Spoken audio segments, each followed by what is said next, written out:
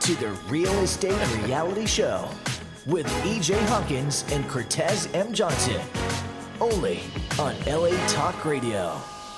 Good evening, good evening, good evening. Thank you for tuning in to the Real Estate Reality Show. I am your host, EJ Hawkins, and my co-host to my left, Mr. Cortez Johnson. Yes, sir. Nice to meet you. Nice to meet you as well. Thank you. Mr. Johnson, we've been gone for 3 weeks. It's been a long time. We've been on hiatus. Like a mini vacation. Right, that's what they call it in the industry. We were on a hiatus. Yes, I was in the south of France. But we got to catch up on some things. There's been a lot going on in the market. Right. I know a couple of things I've been seeing is interest rates. We've been hearing a lot of myths about stuff going on like that. But how was your weekend, Mr. Johnson? My weekend was nice and hot. Nice and hot. Went to my younger son's soccer game. Ooh. And it was blazing out there. Were they kicking a soccer ball? Because I'm surprised it was still inflated with it since it was so hot. It almost melted. Oh, my Lord. So, at his age, he's 7. At his age, there's no winner, no loser. They don't even count score. But his team did win. Wait a minute. Do they keep score? No. No score. But I did. You did. You counted the goals. Yes. Oh, Lord. I don't know if I could sit and watch the whole soccer game. How long is the game? The game has 7 7-minute intervals. How many intervals? 7. 7. Yes. And they're each 7 minutes. And they're each 7 minutes, and in between each 7 minutes, there's a small break. Get some water, get a burger or something. 7-minute intervals? That's crazy. Right. Well, it goes by kind of fast. Oh, really? And then they have sub in and sub out. Ah, okay. What about your weekend? What did I do this weekend? Finishing up, I like to do stuff at the last minute. That's what I normally do. So I finished up my kids' school shopping. Okay. They start school on Monday. Oh, thank God. Lord, pray for me. Please, Lord, pray for me. Now you'll be freed up. I'll be freed up. No kids at the house running around, driving me crazy, talking about fix me this, fix me that. I'm going to be good to go. But, other than that, and trying to beat the heat, it was about 110 degrees out here in the valley. Yeah. So we'll jump right into it. So we're going to talk about the real estate myths. Yes. The myths and truths about you hear things about real estate and mortgage and stuff like that. So I know some of the things that I hear all the time is if I'm showing a property, if I'm doing an open house or something like that, someone will approach me and they'll say, I was working with an agent, but I'll do whatever I needed to do to get the house, or I was working with an agent, but they haven't been working that well for me, so I'm willing to work with you if you can help me get this house. And if you're the listing agent. If I'm the listing agent. Right. And you know what I say? What do you tell them? It don't work that way. Right. So for some agents, it will work that way. If they get the client and they get to represent both sides of the transaction, right, the buyer and the seller, meaning they get what they call double in the transaction, they get paid more money. Hence, they are more likely to take your offer. Well, unfortunately, it does not work that way. Well, and it's probably not the best way to approach purchasing a home, because at the end of the day, the listing agent is truly, really, I guess you can say, tied to the seller. Yes. Most of their loyalties are to the seller because that's who's paying them for the transaction. So they're not going to be looking out for your best interests all the time. I'm not saying that is typically the case, but the majority of the time, most agents will not look out for your best interest. So when you're doing your inspection and you have a home inspection on the property and there are some issues that come up in the home inspection, the agent who's representing both sides isn't going to go to bat for you on your behalf for the seller, because he knows that the seller doesn't want to deal with that stuff. Right. So they're going to do everything in their power to try to quell you and say, okay, you know what? They won't do this, they won't do this, but they're willing to do that. But you don't know. If you had somebody in your corner fighting for you, then it'll be completely different. Now, I totally agree with you. Can I tell you why? Talk to me. I have a buyer right now who she has been through 3 realtors, What? right? She's fired all 3. That sounds like one of my clients. And then she approached a seller that had a property on the market in Inglewood, right? Right. And she approached the seller direct. And then that seller had an escrow that canceled. So that seller fired his realtor. My buyer fired her 3 realtors. And so I'm just the only one left, right? What? Yeah. And so this buyer and seller went into escrow with no realtors. Wait a minute. So who got them in escrow? Well, The realtor wrote the contract, right? yeah, but she's not getting the commission, but she's not doing anything. Even if she fired the realtor going into escrow, if the realtor wrote that contract by law, Right. Under the law specific performance, that realtor is due her commission. Right. And so I told the seller, hey, keep me out of that. My name is Wes and I ain't in this mess.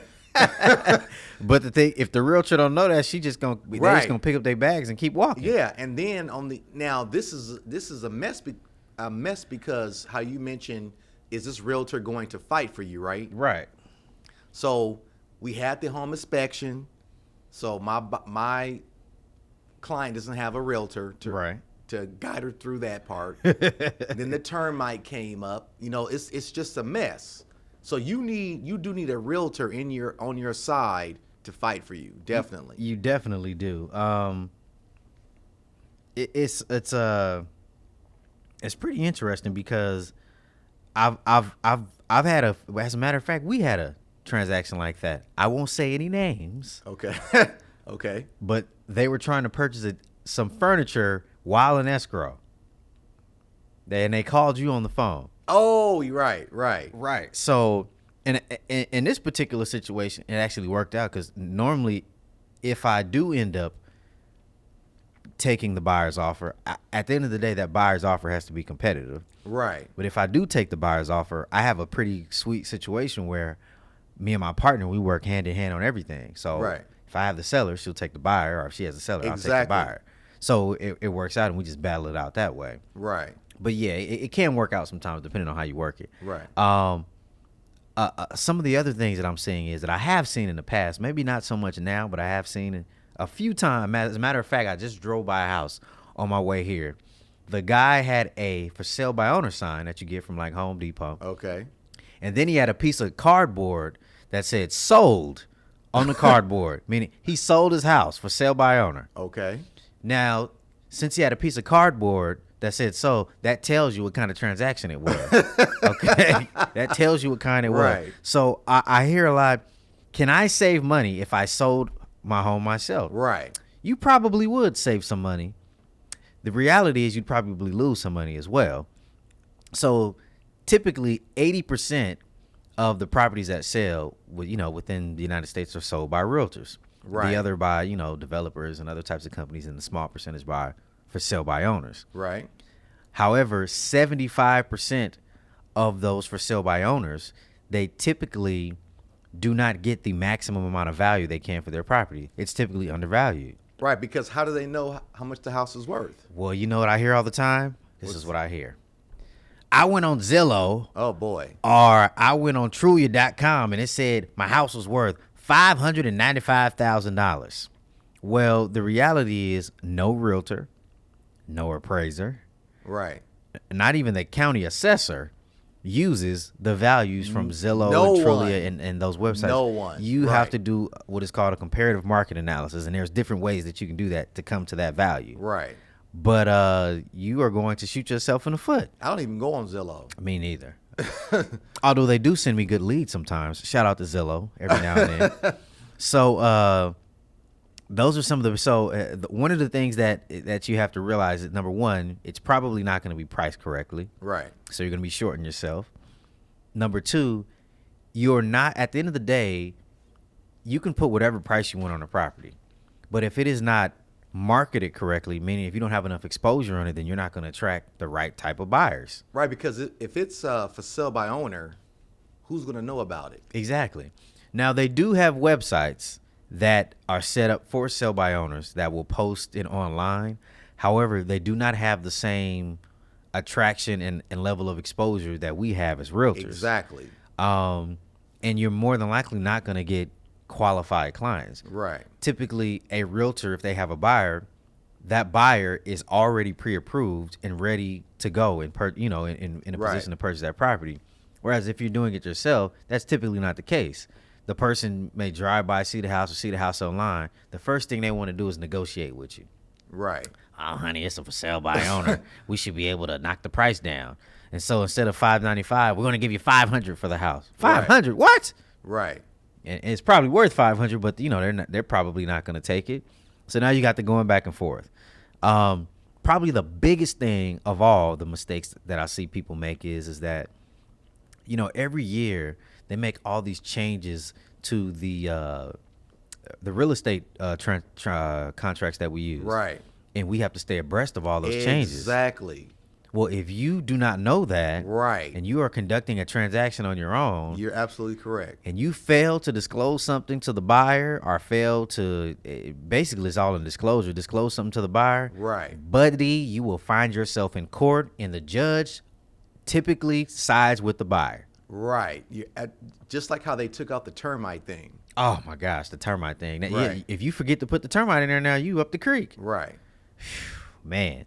So, those are those are two right there. Another one is I get this from people who are thinking about selling or who may be trying to update their home. If I spend a specific amount of money renovating my house, will that increase my home's value? Okay, so they assume, that's a good one. If I put in 50, am I gonna get a 50 back or 100 back if I put that into my house? And then, no, it's not dollar for dollar. Right. So you have to be, if you're upgrading your home and you plan on living there for quite some time, then increasing the value, that's naturally going to come by making those upgrades. Right. However, if you're thinking about it from an investment standpoint and you want to increase the value of your home based upon certain things that you do, then you have to be strategic. So typically the first place you start are kitchen and bathrooms. If you do put a significant amount of money in there, you can see a return. How big of a return determines on the market that you're in. Right. So, case in point, if the similar homes in your area are selling for $600,000, and let's say some of those homes are upgraded, you can't assume that, if I upgrade my kitchen and bathrooms to the max and just, put all stainless steel, Viking and, top of the line, everything that you're going to recoup that money. Sometimes that may not be the case. You could essentially, overvalue, your right. home in terms of you put in $50,000, but the reality is on paper, it turns out to be a $20,000 increase in the value of your home. Right.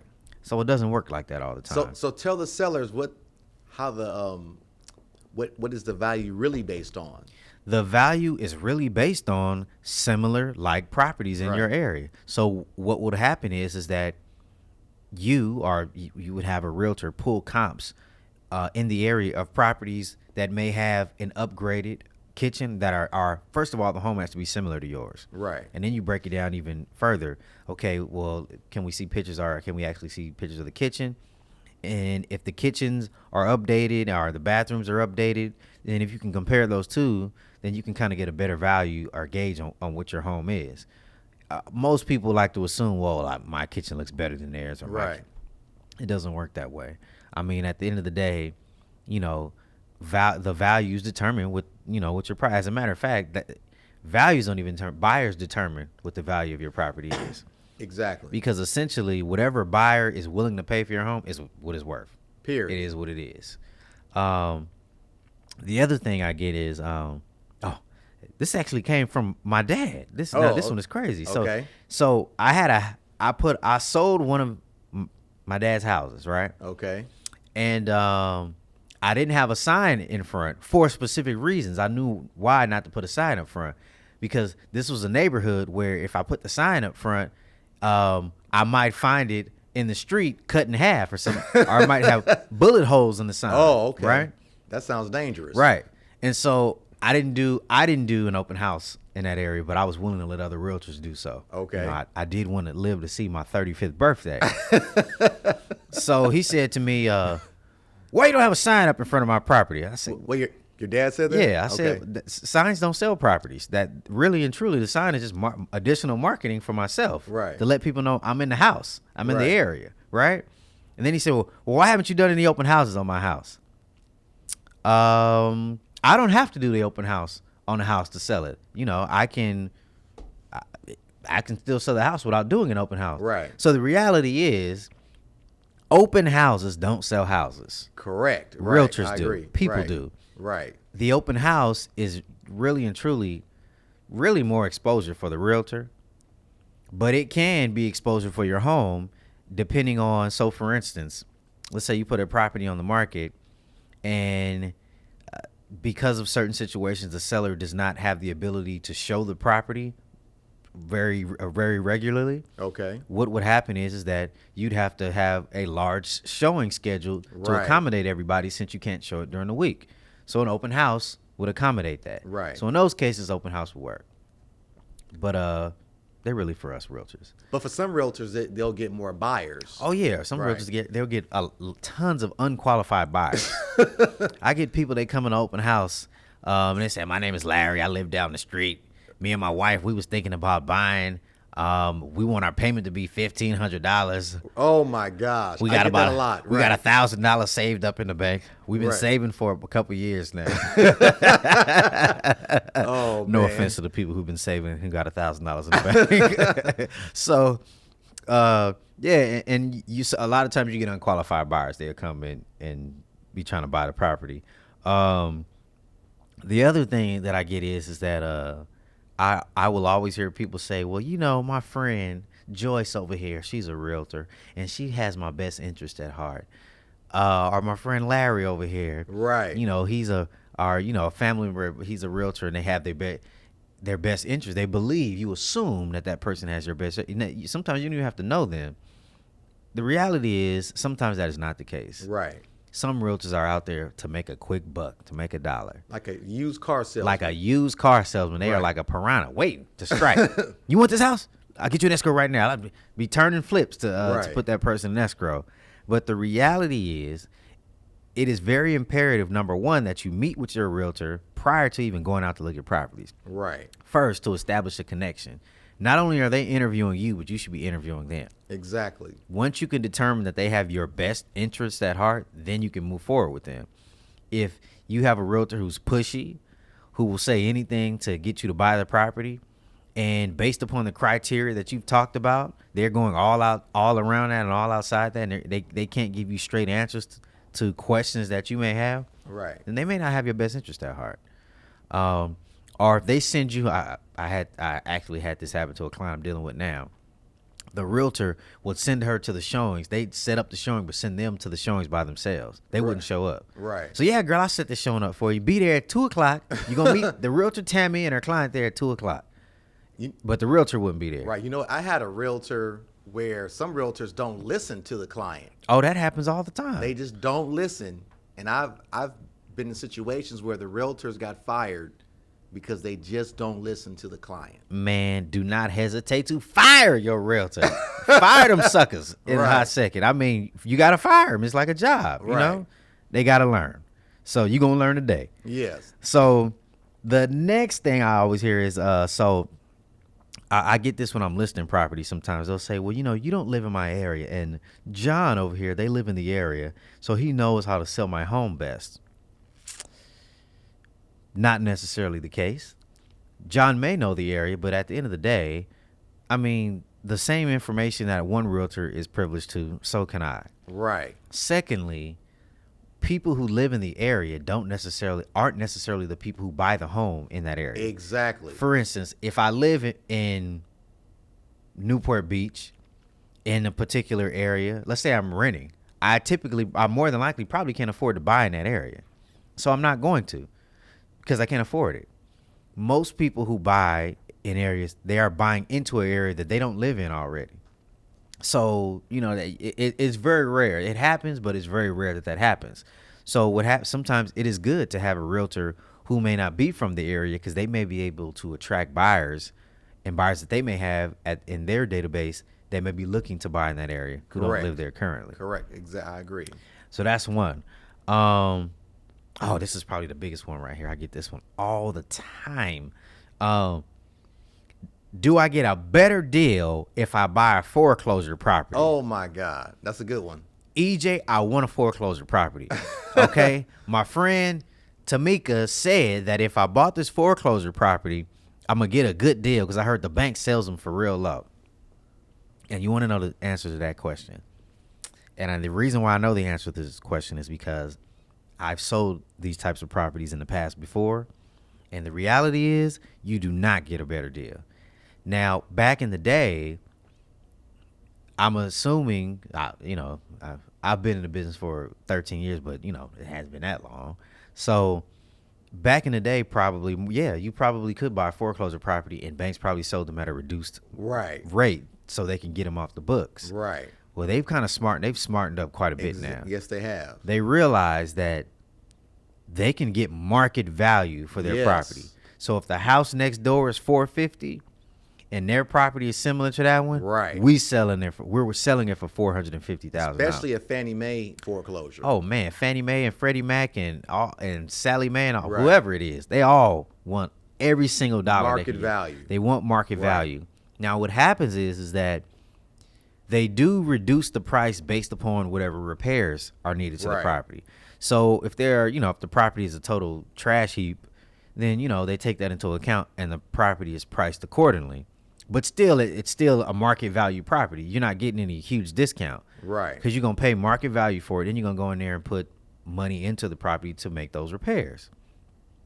So that isn't necessarily always the case. Sometimes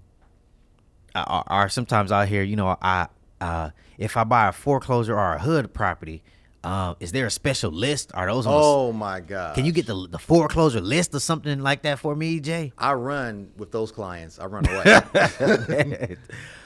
and the reality is that, like I said before, foreclosure properties, HUD properties, there is no special list. No. Listen, there is no special list. If the property is for sale, it will be on the MLS, marketed through a realtor. Yes. Those properties can, again, they're on the MLS and can be seen by your realtor as they're looking at properties. Right. So it won't go unnoticed.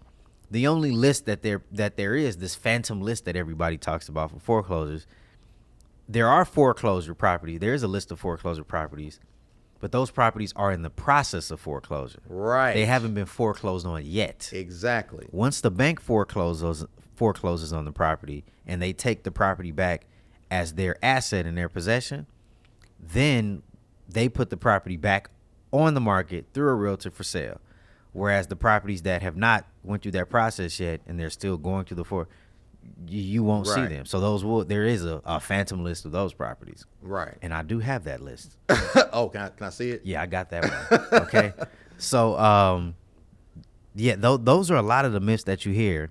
And I'm sure there's some other ones out there. If you have something that we haven't heard, feel free to give us a call, 818-570-5085. That's 818-570-5085. Now, Mr. Cortez. So we just talked about real estate myths. Yes, sir. From a realtor's point of view. Yes, sir. So I took the pleasure of jotting down a couple of lending myths. Oh, shoot.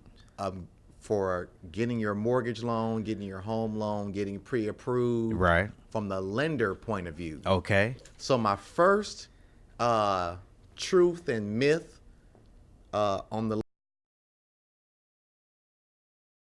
a question that I always get: do I need any money to buy a home? Yes, you do. You do need money to buy a home. You do need money. You're going to need an appraisal, money for an appraisal fee, home inspection fee, and your down payment. So now, it does not exist the way it used to be, where you could buy a property with no money down. You're going to need money to buy a home. Like, You're not buying a TV. Right. Okay, so buying a home is going to cost money. So you have to have, your savings and whatever you're doing on point. Right. To purchase a home. It's going to cost you something. Number 2,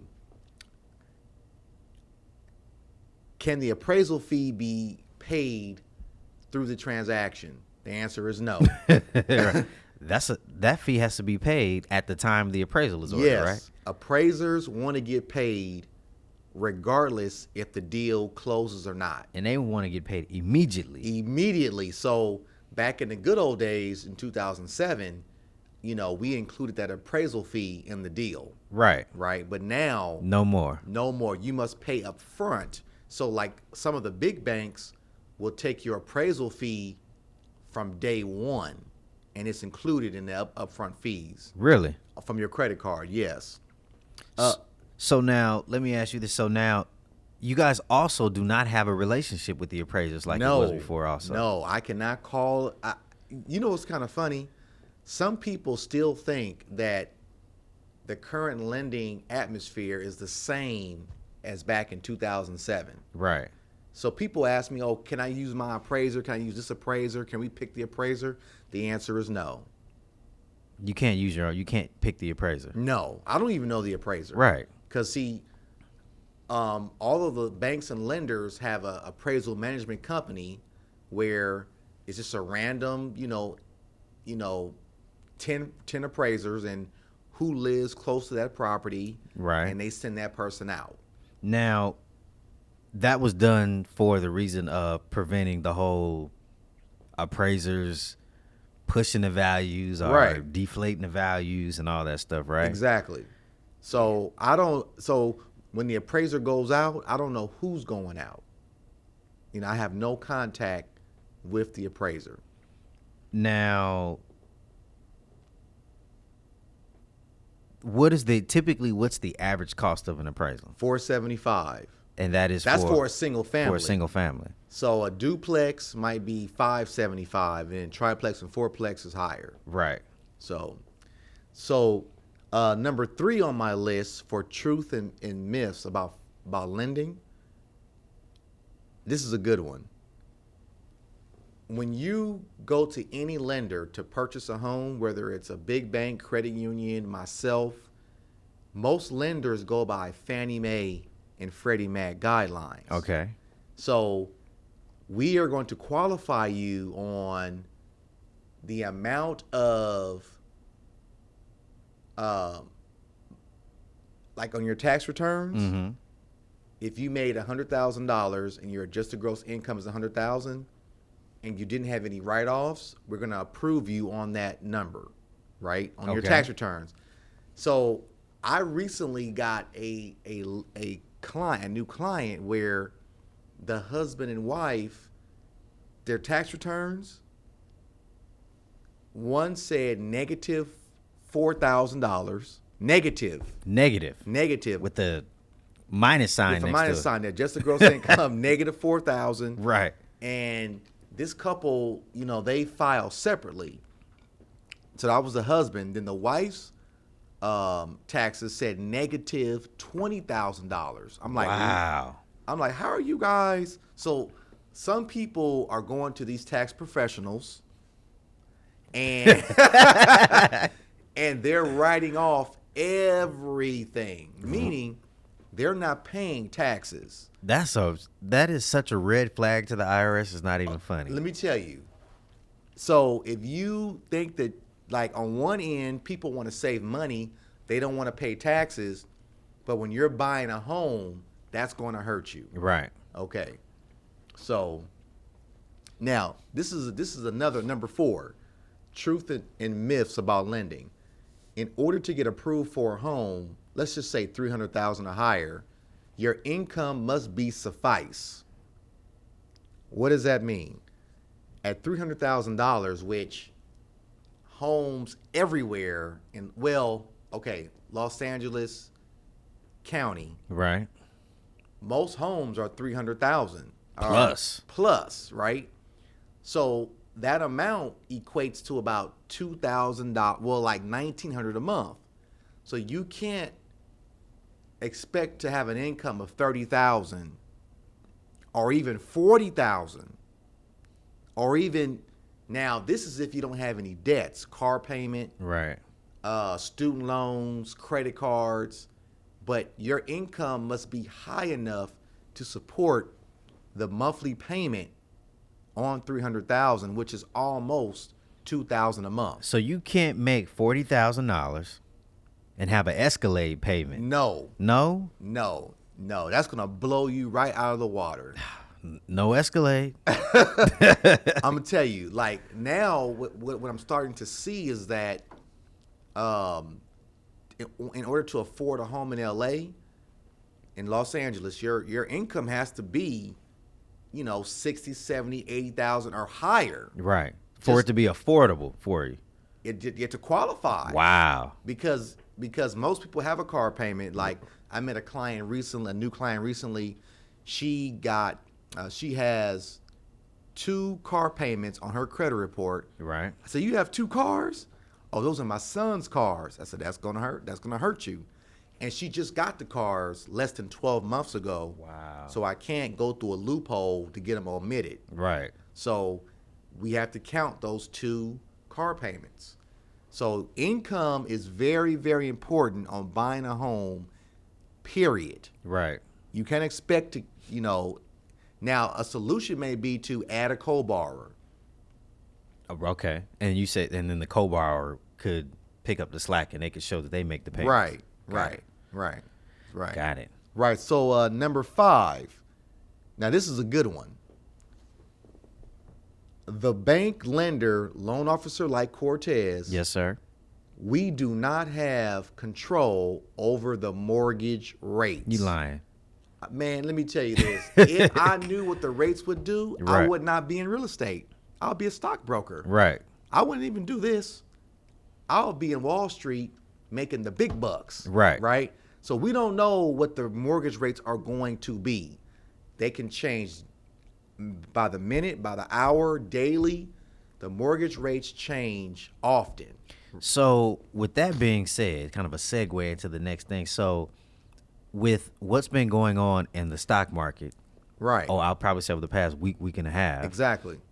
How has that affected interest rates? Okay. Or has it? Okay. So basically,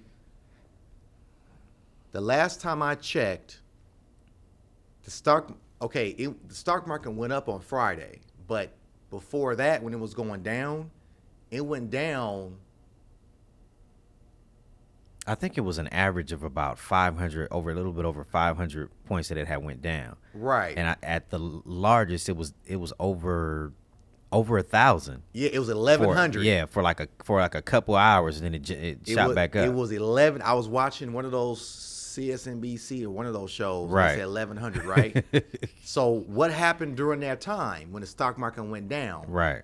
Guess what? So if people want to keep track of interest rates, they need to go Google, go to Yahoo. No, go to Yahoo. Not Google, Yahoo? Yahoo. Okay. The 10-year note. The 10-year note. The 10-year note Okay. are the bonds. When that number goes up, the interest rates goes up. When that number goes down, the interest rates go down. So during that time, the interest rates did go down. And I locked in right away. The clients that I had already in process, Right. I had about 4 different people. Let's lock right now. Right. Because, Friday the market went back up. Right. Because the gross domestic product shot up, like the report came out on Friday. That's why the stock market went up on Friday. Because Right. the GDP increased. So now I have a list here. That's macroeconomics for those of you who did not finish school. Yes. So thank you, C-Son. Right. So the what's kind of crazy? These numbers are all over the place of the 10-year note, like up and down. It's just no one can predict what's going to happen. Now, aren't the feds they have a meeting coming up in Right. Is it September? Okay. So there's been all this talk that they're going to raise the rates, but no one knows if they will or if they won't. I'm going to go out on a limb, Cortez. You know what I'm going to do? I'm going to predict what's going to happen. Tell me. Okay?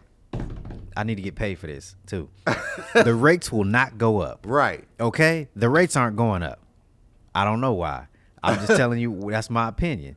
I mean, me personally, I can't see the rates going up that drastically. They may go up, but even if they go up a percentage point or even 0.5%, that's going to tilt the market. Let me tell you this. I recently had a client that I did a HARP refinance for. And for those of you who don't know, a HARP refinance is when you were upside down. But this was like 3 years ago. But Right. now everybody's up now. But I did a HARP refinance for a client in Inglewood, and I was able to get her a 3.5. Mm-hmm. This was about 3 years ago. She called me recently, Cortez, I want to take $50,000 out of my house. I said, great. I said, your new rate. Now for her, because of her credit score and everything, boom, boom, boom, boom, the rate would have been 4.5 at that time. Wow. Right? So she has a 3.5 now. She said, Cortez, you must be crazy. I'm not going to refinance, but at one point she qualified for a 3.5 because of the market, the 10-year note, right? Now the number is a lot higher on the 10-year note, and the rates are higher too. So over the last 3 years, the rates have went up Right. drastically from 3.5 to now we're in the 4s. And the reality is that's still a Oh yeah. great rate. Oh yeah. I mean, I remember when rates were at 6%. If you got a 6% interest rate, you thought you were the bomb. Well, we've been spoiled, EJ. Man, were we? Let me tell you this. We've been spoiled. A rate in the 4% range, because now everybody thinks, oh, I want a 3 in my rate. Right. That's what everybody wants. Like right now, I have another Inglewood duplex in escrow where I was able to lock in 3.875 with a $10,000 credit. Mm-hmm. But I told the buyer, I said, hey, let me pay for your termite, and I can get you a 4% with a little bit more money to pay the termite. She said no, because that has a 4 in it. Really? Yes. She wants this 3.875. She doesn't want anything, even though the payment is real close. She wanted a 3 in front of it. She wants a 3 in front of it. And because when I told her I can lock in a 3.8, Right. that stuck in her brain. Oh, that's what I want. Wow. Wow. That's pretty interesting. So now I have one more myth and truth about lending. Yes, sir. So when I get a new client, I have a whole list, which I have right here, Okay. of documents that I need to get this deal done. So people always ask, do you really need all of this paperwork? If I didn't, I wouldn't be asking for it. The answer is yes, because now all lending via Fannie Mae, Freddie Mac, FHA, and VA, all lending is full documentation. I had somebody ask me like 2 days ago or a day ago, does stated income exist? Oh, I had an insurance agent ask me that. She said, does stated income exist? I was like, well, not with Fannie and Freddie, but you can go hard money or private money. Right, and get a stated income loan. Right. You're going to have a much higher rate. Much higher rate, and you have to put down 30, 40%. Really? Yes. Good Lord. Yeah, so the stated does exist, but not with regular lending. Right. And you're not going to like the numbers. So there's no way getting around all the paperwork that they request. No, not right the now. bank statements, the tax returns. Right. I mean, and at the end of the day, if you are truly earning that income and you are really trying to, then it shouldn't be a problem for you to produce that information unless you are like a business owner or Right. you are a barber or someone Right. who deals on a cash basis or something like that. Right. It's kind of funny when I do something different with my lending business practice. Some lenders just run the credit. Oh, you're approved. But I run the credit, take the loan application. So at that point, most buyers are okay. Okay, he's going to run my credit, have the loan app. But then when I ask for this long list of documents, they disappear. I had a client, she sent me a pre-qualification letter, and we were going to submit an offer on the property, and I had to put the stop sign up. I said, no, I cannot accept this pre-qualification. You clearly haven't been pre-approved. You need to get pre-approved first. I need a pre-approval letter, and then we can submit this offer on this property. Right. So all buyers should really ask their lender, can I get DU approved? Can I get a DU approval? Now, some of the bigger companies don't have time because they're getting hundreds of buyers. They're getting, just too many clients, so they can't do it for every client. So they'll pre-qualify many of the people that come through. Right. Which doesn't do them any good. No. So, again, there's no getting around all the paperwork. No. And those are the myths and truths of lending. Those are the myths and truths about lending. Mr. Johnson, there are so many. I mean, I'm glad we went over this topic because I get asked many of these questions, whether it be lending or real estate related questions, all the time. Right. And a lot of these myths are brought about from other people who have claimed they have done that before or who have went through that before. And in some cases, it probably has happened in the past. Right. And it has worked out for that person. But for the majority of most people and where the market has went to now with all the changes that has occurred, a lot of that stuff is not the case anymore. No. I mean, not having any money to buy a house. Well, that don't even make sense anymore. No, that did happen in the past. People would buy the house. I had a client, I sold him a house. God bless his soul. I sold him a house. This was years ago. And he defaulted on his first payment. Right. Not only did he, I can't believe I'm talking about this man. But so what? He defaulted on his payment, right? Right. I told this dude, and he got foreclosed on within the first 6 months of owning the house. Oh my gosh! Yes. How come he didn't just sell? Because he was hoping and wishing and praying. He told me, and I think I mentioned this before, the Lord was going to help save his house. Right. Oh, I've heard that so many times. The Lord said, brother, I am not helping you this time around because you are foolish on this one. Oh, my goodness. No, the Lord don't bless stupid.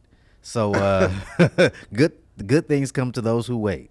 So, it's just interesting that you hear a lot of these myths and stuff like that. And some people swear by it. Or I get people all the time who swear that they are a real estate investor. Well, not necessarily a real estate investor, but they know more than what they think they know more than what they know because they watch HGTV. Right. Flip This House, Flipping Out with Jeff Lewis, and all these other shows that come on. Right. So we'll I'll write that we'll get in escrow and we'll during the inspection. Always happens during the inspection when the inspector is there. So I had one client. I'm not going to say her name. Her parent came to a friend or somebody came to the inspection, and they were supposed to be like this knowledgeable person about real estate. Okay. So I'm thinking to myself, what am I, chop suey? I don't know nothing. Right. I didn't sold so many. I didn't own, so it's not even funny. Right. Right. So. That was funny. Right, I know, right? So they come. So the guy comes to the house, and I'm standing there talking to the inspector and explaining it to my client.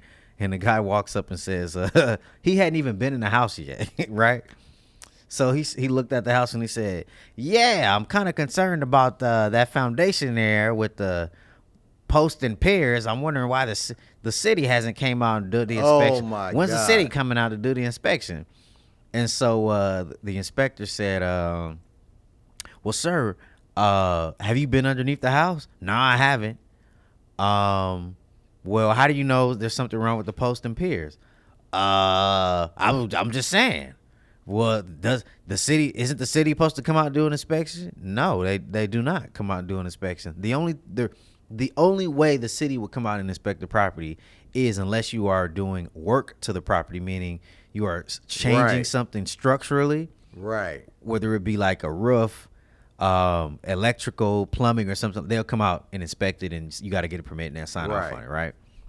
That was not the case. We were just doing a basic physical inspection to find out what's wrong with the property. So then the inspector started asking him questions and stuff. He had no idea what the inspector was talking about. Yeah, that person brought too many cooks to the kitchen. He sure did. You know what I don't like it? So you mentioned when people bring another person that thinks they know about real estate. Let me tell you what I came across last week. I got a referral where this homeowner was a loan officer back in the real estate boom. Oh, man. Between 2003 and 2007. Oh, shoot. And so this guy, I'm trying to do an FHA streamline, which I want to segue into in a second. Okay. But basically how lending works today is completely different than it was in 2000. If you did loans in 2007 and you stopped, just stop talking. Right. Stop talking to me. Yeah. I don't even want to hear what you have to say. Right. Right. So this guy, he's challenging me on every single thing. I'm like, man, are you serious? I'm like, this stuff has been changed for almost 7-8 years now. What'd he say? Why can't you buy my interest rate down and put it on the back end, on the front end of the loan? He was saying stuff like, can't you give me a quarter point? Can you do this? I said, look, everything is set. I have a comp plan. This is the rate. You can choose different rates. This is how it works now. Right. But speaking of FHA streamlines, I'm going to share something with you really quick. Okay. So I want everyone to know, I want the world to know that I am the FHA king. Well, let me tell you. Let me tell you something, my brother, my people out there in the world. Mr. Johnson is the FHA king. I can attest to this. Okay. I want to share two things with you before we wrap it up. Okay. So really quick, I want to share an FHA purchase that I recently closed last week, and an FHA streamline which will record tomorrow, Monday. Funded Friday, record tomorrow. Got it. The first one is a home at 1611 West Century Boulevard in the beautiful city of Los Angeles. Oh, the beautiful city of South Central Los Angeles. Yes. This home was $320. Here's the listing right here. You can check it out. Okay. So with that home, ladies and gentlemen, Who bought a home on Century Boulevard? Century Boulevard. Ooh. But really quick, that home was 3.5% down. Okay. I gave the buyer $8,000 credit. Whew. The realtor got them a $5,000 credit. Okay. So we had a lot of money. We ended up paying all the closing costs and the MIP on the FHA loan. Really? Yes. So they ended up coming out of the pocket paying what? Just the down payment? Just the down payment. It was a sweet deal, sweet loan. They got a good rate. They're in heaven. So that was FHA purchase, 3.5% down, all closing costs paid. Okay. On Century Boulevard. Now, tomorrow, this loan funded Friday, we'll record tomorrow. This was an Upland. This is an FHA streamline. You already have an FHA loan.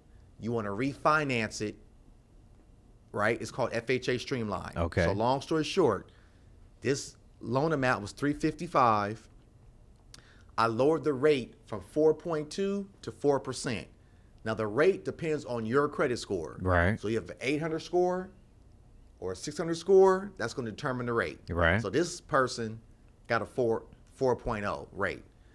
I lowered her mortgage insurance because President Obama lowered that back in February. So I lowered her mortgage insurance. Shout out to President Obama. Yeah, thank you. It's my cousin. Then that was funny. Then she's going to save $250 a month. Mm-hmm. There was no appraisal, no verification of employment. She's going to skip 1 month's payment. Wow. She's going to get a $500 refund from escrow. She said, Cortez, I can't believe it. And there's no upfront fees. There you have it. What? FHA King, call me. Cortez Johnson, www.loansbycortez.com. Loansbycortez.com. Man, I'm not going to even lie, Cortez. You are the FHA king. Yeah. I had a client. She was dealing with some riff-raff loan officer. And I Right. can call her riff-raff because I don't care. Right. Okay? And she was telling my client all of this stuff about what she could and couldn't do. And I was like, man, that don't make any sense. I don't do loans, but I know somebody who do loans. Right. I said just like this, call Cortez. She said, who is Cortez? I said, Cortez Johnson. She called Cortez, and voila, Cortez got the thing jumping. And we're in escrow, right? We in escrow. Yes, I love it. That's all I do is escrow. The only thing I need to do now is sign off. Thank you for tuning in to the Real Estate Reality Show. We will catch you guys next week. We'll see you later. Thank you. You're listening to the Real Estate Reality Show with EJ Hawkins and Cortez M. Johnson. Only on LA Talk Radio.